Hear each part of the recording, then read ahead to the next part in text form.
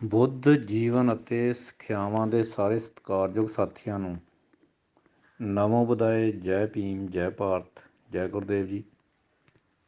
ਸਤਿਕਾਰਯੋਗ ਸਾਥੀਓ, ਅੱਜ ਆਪਾਂ ਚਰਚਾ ਕਰਾਂਗੇ ਨਾਮਾਂ ਅਤੇ ਰੂਪਾਂ। ਤਥਾਗਤ ਗੌਤਮ ਬੁੱਧ ਜੀ ਮਹਾਰਾਜ ਨੇ ਨਾਮ ਅਤੇ ਰੂਪ ਦੀ ਜਿਹੜੀ ਚਰਚਾ ਕੀਤੀ ਹੈ। ਤਥਾਗਤ ਗੌਤਮ ਬੁੱਧ ਜੀ ਮਹਾਰਾਜ ਕਹਿੰਦੇ ਹਨ, ਨਾਮ ਮਨ ਦੀ ਚੇਤਨਾ ਹੈ, ਰੂਪ ਸਰੀਰ ਰੂਪੀ ਆਕਾਰ ਹੈ।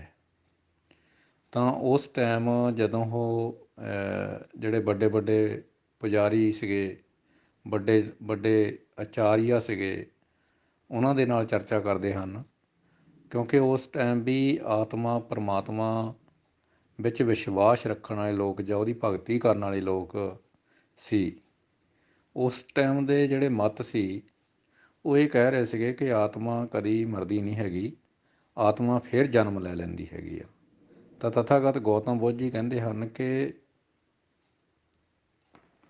ਜਿਹੜੇ ਤੱਤ ਹਨ, ਸਰੀਰ ਦੇ ਤੱਤ ਹਨ, 4 ਤੱਤ ਹਨ। ਕਈ ਤੱਤਾਂ ਦੇ ਸੁਮੇਲ ਤੋਂ ਇਹ ਤੱਤ ਬਣੇ ਹਨ।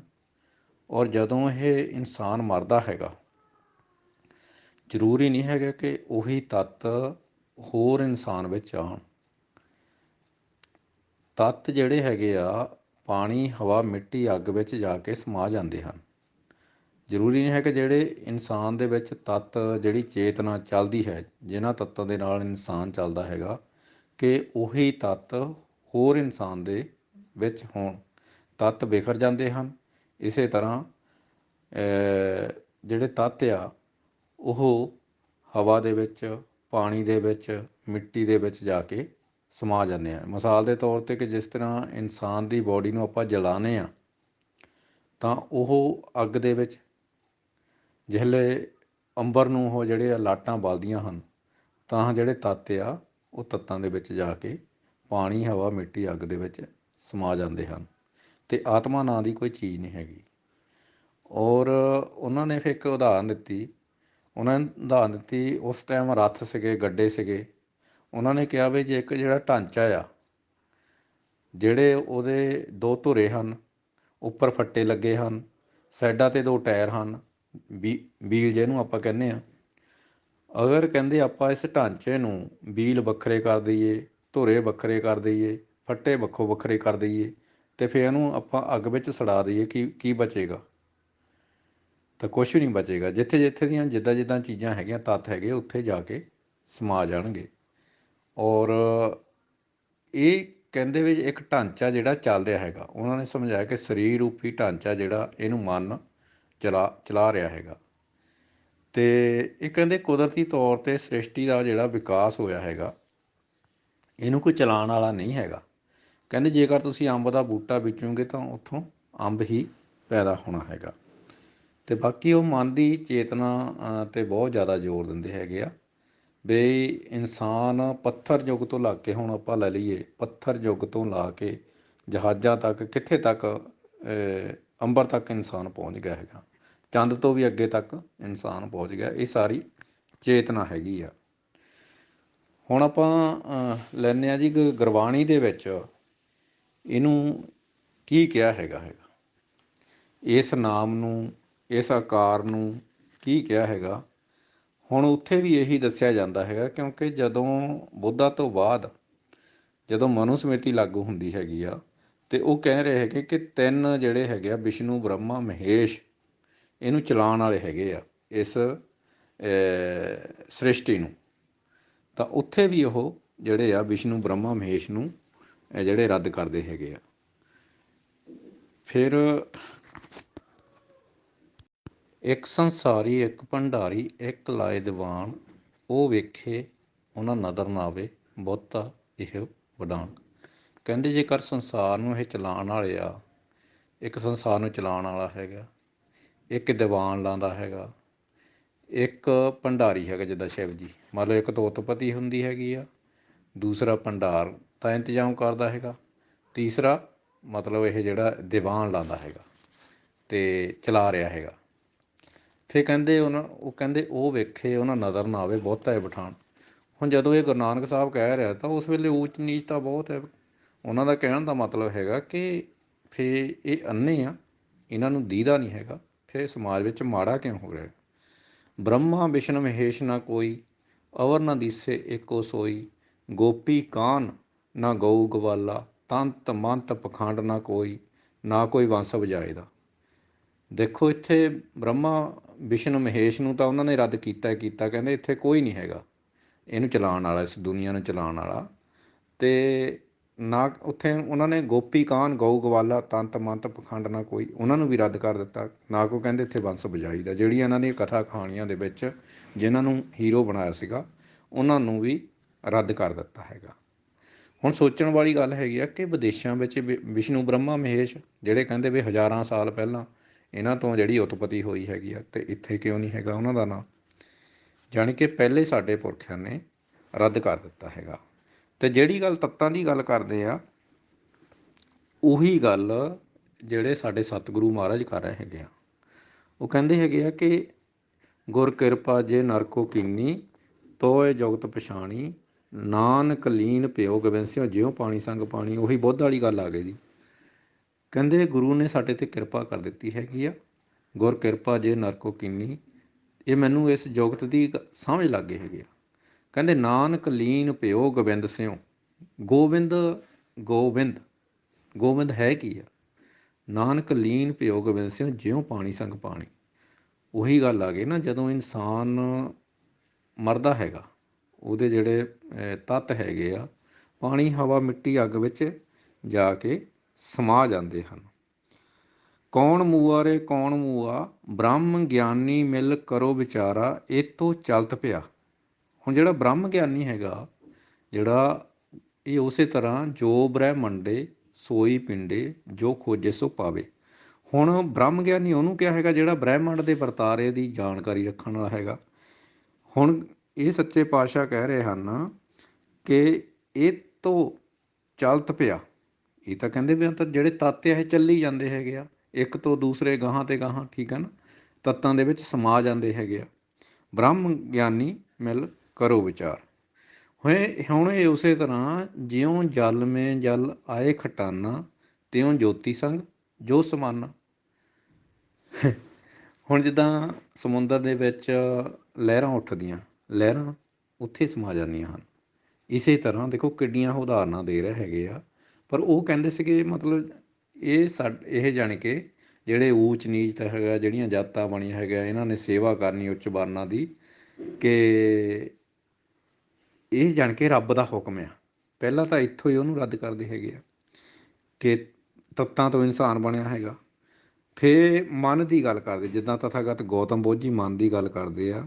ਜੋ ਕੀਆ ਸੋ ਮਨ ਕੀਆ, ਮਨ ਜੀਤੇ ਜਗ ਜੀਤ। ਮਨ ਕੀ ਬਿਰਥਾ ਮਨ ਹੀ ਜਾਣੇ, ਕਿਆ ਬੂਝਲ ਅੱਗੇ ਕਹੀਏ।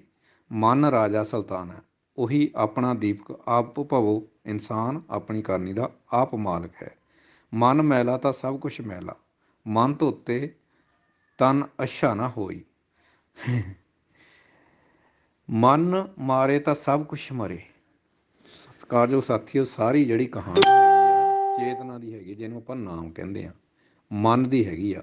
ਮਨ ਜਿਹੜਾ ਚੇਤਨਾ ਹੈਗੀ ਆ ਉਹ ਹੈਗਾ ਮਨ। ਜਦੋਂ ਇਨਸਾਨ ਮਰ ਜਾਂਦਾ, ਇੱਥੇ ਕੋਈ ਆਤਮਾ ਨਾਂ ਦੀ ਕੋਈ ਚੀਜ਼ ਨਹੀਂ ਹੈਗੀ, ਅਤੇ ਜਿਹੜੇ ਤੱਤ ਆ ਤੱਤਾਂ ਦੇ ਵਿੱਚ ਸਮਾ ਜਾਂਦੇ ਹਨ। ਔਰ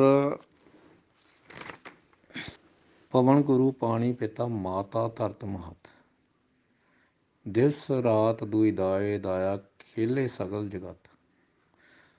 ਹੁਣ ਪਵਨ ਗੁਰੂ ਪਾਣੀ ਪਿਤਾ ਦੀ ਇੱਥੇ ਗੱਲ ਹੋ ਰਹੀ ਆ, ਮਾਤਾ ਧਰਤ ਮਹਤ, ਕਿਉਂਕਿ ਉੱਥੇ ਗੁਰੂ ਦੀ ਨਹੀਂ ਗੱਲ ਹੋ ਰਹੀ ਹੈਗੀ ਆ। ਗੁਰੂ ਕੀ ਹੈਗਾ? ਗੁਰੂ ਜਿਹੜੀ ਚੇਤਨਾ ਹੈਗੀ ਆ, ਗਿਆਨ ਹੈਗਾ, ਉਹਦੀ ਗੱਲ ਹੋ ਰਿਹਾ। ਕਿਉਂਕਿ ਗੁਰੂ ਤਾਂ ਇਹ ਬਣੀ ਬੈਠੇ ਸੀਗੇ ਲੋਕ, ਕਿਉਂਕਿ ਗੁਰੂ ਇਹ ਕਹਿੰਦੇ ਸੀ ਵੀ ਸਾਡਾ ਹੁਕਮ ਚੱਲਦਾ ਹੈਗਾ, ਜਿੱਦਾਂ ਸਮਿਰਤੀਆਂ ਵੇਦਾਂ ਦਾ, ਅਤੇ ਉਸ ਚੀਜ਼ ਨੂੰ ਉਹ ਰੱਦ ਕਰਦੇ ਹੈਗੇ ਆ। ਅਤੇ ਪਾਣੀ ਹਵਾ ਮਿੱਟੀ ਦੀ ਉੱਥੇ ਗੱਲ ਹੋ ਰਹੀ ਹੈ, ਸ਼ੁੱਧ ਰੱਖਣ ਦੀ ਗੱਲ ਹੋ ਰਹੀ ਆ। ਇਹ ਉਸੇ ਤਰ੍ਹਾਂ ਕਿ ਜਿਸ ਤਰ੍ਹਾਂ ਗੁਰੂ ਰਵਿਦਾਸ ਕਹਿੰਦੇ ਕਿ ਰਵਿਦਾਸ ਹਮਾਰੋ ਰਾਮ ਜੀ ਦਸ਼ਰਥ ਕਾ ਸਤ ਨਾਹੀ, ਰਾਮ ਹਮਾਰੋ ਰਮ ਰਿਓ ਵਿਸ਼ਵ ਕੁਟੁੰਬ ਮੇ ਮਾਹੀ। ਦੇਖੋ ਸਮਾਂ ਬਦਲਦਾ, ਕਹਾਣੀਆਂ ਬਦਲਦੀਆਂ, ਕਿੱਥੇ ਤੱਕ ਪਹੁੰਚ ਗਏ। ਪਰ ਫਿਰ ਵੀ ਸਾਡੇ ਪੁਰਖੇ ਬੁੱਧ ਦੀ ਜੋ ਲਹਿਰ ਹੈਗੀ ਆ, ਉਸ ਪਖੰਡਵਾਦ ਨੂੰ, ਬ੍ਰਾਹਮਣਵਾਦ ਨੂੰ ਰੱਦ ਕਰਦੇ ਹੈਗੇ ਆ। ਹੁਣ ਵਿਸ਼ਵ ਕੁਟੁੰਬ ਦੇ ਵਿੱਚ ਹੈ ਕੀ ਆ ਜੀ? ਵਿਸ਼ਵ ਦੇ ਵਿੱਚ ਜਿੰਨੇ ਦੁਨੀਆ ਜੀਂਦੀ ਆ, ਕਿੰਨੇ ਦੇਸ਼ ਆ, ਕਿੰਨੇ ਜੀਵ ਜੰਤੂ ਆ, ਉਹਦੇ ਵਿੱਚ ਸਾਹ ਕੁਦਰਤ ਵਿਸ਼ਵ ਕੁਟੁੰਬ ਆਰਾਮ ਹਮਾਰਿਓ ਰਾਮ ਰਿਓ। ਜਿੱਦਾਂ ਆਰਾਮ ਰਸਾਇਣ ਦੀ ਗੱਲ ਹੋ ਰਹੀ ਆ, ਹੁਣ ਰਸਾਇਣ ਕੀ ਹੁੰਦਾ ਹੈਗਾ, ਸੋਚਣ ਵਾਲੀ ਗੱਲ ਆ। ਆਰਾਮ ਰਮਈਆ ਕੀ ਹੋ ਰਿਹਾ। ਇਹ ਉਸੇ ਤਰ੍ਹਾਂ ਜਿੱਦਾਂ ਸਭ ਗੋਬਿੰਦ ਹੈ, ਸਭ ਗੋਬਿੰਦ ਹੈ, ਸਭ ਗੋਬਿੰਦ ਹੈ, ਗੋਬਿੰਦ ਬਿਨ ਨਹੀਂ ਕੋਈ। ਹੁਣ ਗੋਬਿੰਦ ਕੀ ਹੈਗਾ? ਗੋਬਿੰਦ ਜਿਹੜਾ ਜਿੱਦਾਂ ਹੁਣ ਜੀਤ ਜਗ ਬਾਣੀ 'ਤੇ ਹਮੇਸ਼ਾ ਇਹ ਲਿਖਿਆ ਹੁੰਦਾ ਹੈਗਾ ਕਿ ਭਗਵਾਨ ਇਸ ਸੰਸਾਰ ਦੇ ਕਣ ਕਣ ਵਿੱਚ ਵਸਿਆ ਹੋਇਆ ਹੈਗਾ। ਪਰ ਇਹ ਗੱਲ ਝੂਠੀ ਆ, ਲੋਕਾਂ ਨੂੰ ਗੁੰਮਰਾਹ ਕਰਨ ਵਾਲੀ ਗੱਲ ਹੈਗੀ ਆ। ਹੁਣ ਉਹਨਾਂ ਉੱਥੇ ਲਿਖਣਾ ਚਾਹੀਦਾ ਵਿਗਿਆਨ। ਗੋਬਿੰਦ, ਗੋਬਿੰਦ ਵਿਗਿਆਨ ਹੈਗਾ। ਗੋ ਮੈਨੇ ਹੁੰਦਾ ਹਨੇਰਾ ਅਤੇ ਬਿੰਦ ਮੈਨੇ ਹੁੰਦਾ ਚਾਨਣ। ਗੁਰਬਾਣੀ ਇਸ ਜੱਗ ਮੇ ਚਾਨਣ। ਅਤੇ ਵਿਸ਼ਵ ਕੁਟੁੰਬ, ਵਿਸ਼ਵ ਦੇ ਵਿੱਚ ਜਿਹੜੇ ਇਨਸਾਨ ਦੇ ਸਾਰੇ ਇੱਕੋ ਤਰ੍ਹਾਂ ਇਨਸਾਨ ਜਿਹੜੇ ਆ ਪੈਦਾ ਹੁੰਦੇ ਆ। ਅਤੇ ਜਿਹੜਾ ਘਾਟਾ ਘੱਟ ਦੀ ਗੱਲ ਹੈਗੀ ਆ, ਕਿਸੇ ਕੋਲ ਜਿੰਨੀ ਕੋਈ ਰੁਚੀ ਰੱਖਦਾ ਗਿਆਨ, ਕਿਸੇ ਕੋਲ ਘੱਟ ਆ, ਕਿਸੇ ਕੋਲ ਵੱਧ ਆ। ਹੁਣ ਰਵਿਦਾਸ ਹਉ ਖਲਕ ਦੇਖਿਆ ਸਗਲ ਰਿਹਾ ਭਰਪੂਰ, ਸਭ ਦਿਸ ਦੇਖੂੰ ਵਿਆਪਿਆ ਖਲਕਤ ਦਾ ਹੀ ਨੂਰ। ਉੱਥੇ ਫੇਰ ਖਲਕਤ ਦੀ ਗੱਲ ਹੋ ਰਹੀ ਆ। ਗੁਰੂ ਮਹਾਰਾਜ ਕਹਿ ਰਹੇ ਆ ਕਿ ਮੈਂ ਤਾਂ ਖਲਕ ਦੇਖਿਆ ਸਗਲ ਦੇ ਵਿੱਚ ਉਹ ਭਰਪੂਰ ਹੈਗਾ। ਸਗਲ ਦਾ ਮਤਲਬ ਸਾਰੇ ਸੰਸਾਰ 'ਚ। ਕਹਿੰਦੇ ਸਭ ਦਿਸ ਦੇਖੂ ਵਿਆਪਿਆ ਖਲਕਤ ਦਾ ਹੀ ਨੂਰ। ਕਹਿੰਦੇ ਸਾਰੇ ਪਾਸੇ ਉਹ ਖਲਕਤ ਦਾ ਹੀ ਨੂਰ ਹੈਗਾ, ਕੁਦਰਤ ਦਾ। ਕਹਿ ਰਵਿਦਾਸ ਮੈਂ ਤਾਂ ਹੀ ਕੋ ਪੂਜੂੰ ਜਾਂ ਤਾਣ ਗਾਣ ਨਾ ਕੋਈ। ਹੁਣ ਉੱਥੇ ਢੋਲਕੀਆਂ ਛੈਣੇ ਜਾਂ ਜੱਗ ਬਲੀਆਂ ਨਾਲ ਖੁਸ਼ ਕੀਤਾ ਜੇ। ਕਹਿੰਦੇ ਮੈਂ ਤਾਂ ਉਹਨੂੰ ਪੂਜਦਾ ਨਹੀਂ ਹੈਗਾ, ਮੈਂ ਤਾਂ ਉਹਨੂੰ ਪੂਜਦਾ ਹੈਗਾ ਜਿਹਦਾ ਕੋਈ ਗਾਣ ਨਹੀਂ, ਕੋਈ ਤਾਣ ਨਹੀਂ। ਜੁੱਗਾ ਜੁੱਗਾ ਕੇ ਰਾਜੇ ਕੀਏ ਬੈਠੇ ਬਣ ਅਵਤਾਰੀ। ਕਹਿੰਦੇ ਸੀਤੋ ਪਾਂਡੇ ਨਪੁੰਨ ਕਸਾਈ। ਕਹਿੰਦੇ ਵੀ ਜਿਹੜੇ ਇਹ ਭਰਮ ਫੈਲਾ ਰਹੇ ਆ ਨਾ, ਜੁੱਗਾ ਜੁੱਗਾ ਤੋਂ ਅਵਤਾਰੀ ਬਣ ਗਏ ਆ, ਉਹ ਕਹਿੰਦੇ ਇਹ ਨਪੁੰਨ ਕਸਾਈ ਆ। ਸਤਿਕਾਰਯੋਗ ਸਾਥੀਓ, ਤਾਂ ਸੋਚਣ ਵਾਲੀ ਗੱਲ ਹੈਗੀ ਹੈ ਕਿ ਇਸ ਨਾਮਦਾਨ ਜਿਹੜਾ ਭਾਰਤ ਵਿੱਚ ਸਭ ਤੋਂ ਵੱਧ ਜਪਾਇਆ ਗਿਆ ਅਤੇ ਸਵਰਗ ਦੇ ਲਾਰੇ ਲਾ ਕੇ ਸਭ ਤੋਂ ਵੱਧ ਉੱਥੇ ਨਰਕ ਪਿਆ ਹੋਇਆ। ਉੱਥੇ ਪਾਣੀ, ਹਵਾ, ਮਿੱਟੀ, ਅੱਗ ਦੀ ਇਨਸਾਨ ਕਿਸ ਤਰ੍ਹਾਂ ਪੈਦਾ ਹੁੰਦਾ ਔਰ ਕਿਸ ਤਰ੍ਹਾਂ ਖਤਮ ਹੁੰਦਾ, ਉਹ ਦੱਸਿਆ ਗਿਆ। ਪਰ ਉੱਥੇ ਨਾਮਦਾਨ ਦੇ ਨਾਂ 'ਤੇ ਲੋਕਾਂ ਨੂੰ, ਕਿੰਨੇ ਲੋਕ ਗੁੰਮਰਾਹ ਹੋ ਰਹੇ ਆ, ਕਿੱਦਾਂ ਬੜੇ ਬੜੇ ਅਡੰਬਰ ਇਹਨਾਂ ਲੋਕਾਂ ਨੇ ਖੜ੍ਹੇ ਕਰ ਲਏ। ਉੱਥੇ ਪਾਣੀ ਦੀ ਗੱਲ ਹੋ ਰਹੀ, ਇੱਥੇ ਤਾਂ ਛੱਪੜਾਂ ਦਾ ਪਾਣੀ ਜਿਹੜੇ ਪਿੰਡਾਂ ਦੇ ਵਿੱਚ ਜਾ ਕੇ ਦੇਖੋ ਤਾਂ ਉੱਥੇ ਬੋਤਲਾਂ ਤਰਦੀਆਂ ਹੈਗੀਆਂ ਜੀ, ਜੁੱਤੀਆਂ ਤਰਦੀਆਂ ਹੈਗੀਆਂ।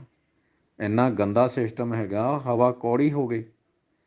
ਜਿਹਨੂੰ ਕਹਿੰਦੇ ਸੀ ਪਵਨ ਗੁਰੂ ਪਾਣੀ ਪਿਤਾ ਮਾਤਾ ਧਰਤ ਮਹੱਤ, ਦਿਨ ਪਰ ਰਾਤ ਅਰਦਾਸਾ ਕਰਨ ਵਾਲਿਆਂ ਨੇ ਇਹ ਨਹੀਂ ਦੱਸਿਆ ਵੀ ਹਵਾ ਕੌੜੀ ਹੋ ਗਈ, ਇਹਦੇ ਲਈ ਕੁਛ ਕਰ ਲਓ। ਮਤਲਬ ਕਿ ਦੁਨੀਆ ਦੇ ਦੇਸ਼ਾਂ ਦੀ ਚੇਤਨਾ ਕਿੱਥੇ ਤੱਕ ਵੱਧ ਗਈ ਹੈਗੀ, ਜਿਹਨੂੰ ਆਪਾਂ ਨਾਮ ਕਹਿੰਦੇ ਹੈਗੇ ਆ, ਪਰ ਇਹ ਅਜੇ ਨਾਮ ਹੀ ਜਪਾਈ ਜਾਂਦੇ ਹੈਗੇ ਆ। ਇਸ ਨਾਮਦਾਨ ਦੇ ਨਾਂ 'ਤੇ ਇੱਕ ਬਹੁਤ ਵੱਡਾ ਭਾਰਤ ਅੰਦਰ ਘੱਲੂਘਾਰਾ ਵਰਤਾਇਆ ਇਹਨਾਂ ਲੋਕਾਂ ਨੇ, ਔਰ ਬਹੁਤ ਧੋਖੇ 'ਚ ਰੱਖਿਆ ਹੈਗਾ। ਜਿਹੜੀ ਗੁਰਬਾਣੀ ਸੀਗੀ, ਉਹ ਇੱਕ ਜ਼ਿੰਦਗੀ ਜੀਣ ਦਾ ਸਲੀਕਾ ਸੀ। ਹੁਣ ਬੁੱਧ ਕਹਿੰਦੇ ਹੈਗੇ ਆ ਕਿ ਜਿਹੜੀ ਸਮੇਂ ਦੇ ਆਧਾਰ 'ਤੇ ਗੱਲ ਨਹੀਂ ਫਿੱਟ ਬਹਿੰਦੀ ਹੈਗੀ, ਤੁਹਾਡੇ ਮਨ ਨੂੰ ਨਹੀਂ ਲੱਗਦੀ, ਉਹ ਗੱਲ ਮੇਰੀ ਹੀ ਨਹੀਂ ਹੈਗੀ।